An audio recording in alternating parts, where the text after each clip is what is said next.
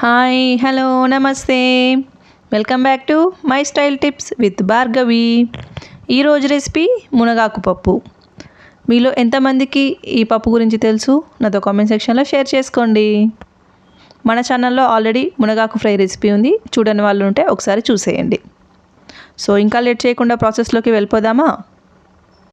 ముందుగా నేను ఇక్కడ ఒక గ్లాసు కందిపప్పుని శుభ్రంగా 2 సార్లు కడిగేసుకొని ఇలా హాఫ్ అన్ అవర్ పాటు నానబెట్టుకున్నాను. మనం ఎప్పుడైనా సరే ఈ ఆకుకూరల పప్పు కానీ సాంబార్ కానీ చేసేటప్పుడు పప్పుని ఒక హాఫ్ అన్ అవర్ పాటు నానబెట్టుకుంటే పప్పు అనేది మెత్తగా ఉడికిపోతుంది.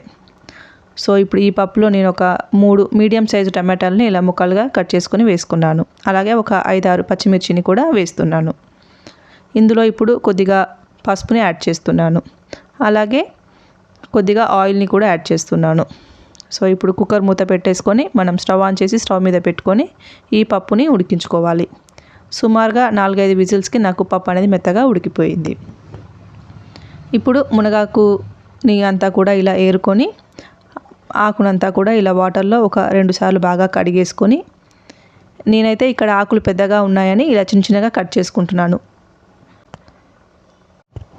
మీరు కావాలంటే ఈ ఆకులని ఇలాగే వేసుకోవచ్చు.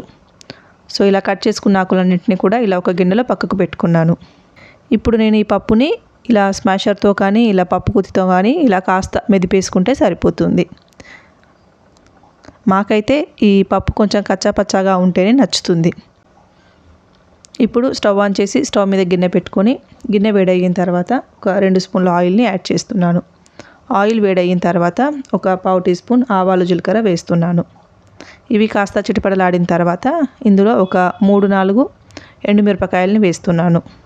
అలాగే ఒక 5-6 వెల్లుల్లి రెబ్బల్ని వేస్తున్నాను కచ్చపచ్చగా దంచుకొని. ఇప్పుడు కొద్దిగా ఇంగువని యాడ్ చేస్తున్నాను. ఇవన్నీ కొద్దిగా ఫ్రై అయిన తర్వాత ముందుగానే కట్ చేసి పెట్టుకున్న ఒక మీడియం సైజ్ ఆనియన్ని యాడ్ చేస్తున్నాను. ఆనియన్స్ వేసి బాగా కలుపుకొని ఫ్రై చేసుకోవాలి.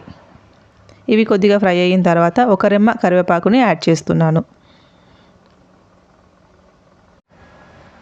ఇప్పుడు ఇందులో ముందుగానే మనం కట్ చేసి పెట్టుకున్న మునగాకుని వేస్తున్నాను. ఈ ఆకుని వేసి బాగా కలుపుకొని ఫ్రై చేసుకోవాలి. ఇవి కొద్దిగా ఫ్రై అయిన తర్వాత ఇందులో ఒక స్పూన్ సాల్ట్ని యాడ్ చేస్తున్నాను. సాల్ట్ వేసి బాగా కలుపుకొని ఇంకాసేపు ఫ్రై చేసుకోవాలి. మునగాకులో చాలా పోషక విలువలు ఉంటాయండి, మన హెల్త్కి చాలా మంచిది. సో మనం ఆకుకూరలు చేసేటప్పుడు ఇలా ఆకుని సపరేట్గా ఆయిల్లో ఫ్రై చేసుకుంటే మన ఆకుకూరల పప్పు అనేది ఎప్పుడు కూడా గ్రీన్గా ఉంటుంది అండ్ టేస్ట్ కూడా బాగుంటుంది. ఇప్పుడు ఇందులో నేను ఒక స్పూన్ కారాన్ని యాడ్ చేస్తున్నాను. మునగాకు కాస్త ఒగరుగా ఉంటుంది కాబట్టి నేను కొంచెం సాంబార్ పౌడర్ని యాడ్ చేస్తున్నాను. ఇది కంప్లీట్గా ఆప్షనల్ అండి, మీకు నచ్చకపోతే స్కిప్ చేసేయచ్చు. ఇప్పుడు వీటన్నిటిని కూడా బాగా కలిసే విధంగా కలుపుకొని ఒక 2 నిమిషాలు ఫ్రై చేసుకోవాలి. సుమారుగా 5-6 నిమిషాలకి నాకు ఈ మునగాకు అనేది ఫ్రై అయిపోయింది. ఇప్పుడు ఈ పప్పుని ఈ మునగాకులో వేసుకొని బాగా కలుపుకొని అవసరం అనిపిస్తే మనం కొద్దిగా వాటర్ని కూడా యాడ్ చేసుకోవచ్చు. నాకు ఇక్కడ పప్పు అనేది ఈ కన్సిస్టెన్సీలో సరిపోతుంది. సో మనం ఒకసారి కావాలంటే సాల్ట్ కూడా చెక్ చేసుకొని యాడ్ చేసుకోవచ్చు. ఈ పప్పు అనేది కొద్దిగా మరిగితే సరిపోతుంది. ఇలా కొద్దిగా మరుగుతున్నప్పుడు లాస్ట్లో కొత్తిమీరని యాడ్ చేసుకొని స్టవ్ ఆఫ్ చేస్తే ఎంతో టేస్టీ అయిన మన మునగాకు పప్పు అనేది రెడీ అయిపోయింది. మీరు కూడా మీ ఇంట్లో ట్రై చేసి మీకు ఎలా వచ్చిందో నాతో కామెంట్ సెక్షన్లో షేర్ చేసుకోండి. ఈ వీడియో నచ్చినట్లయితే మీ ఫ్రెండ్స్ అండ్ ఫ్యామిలీ మెంబర్స్కి షేర్ చేసుకోండి. Thanks for watching.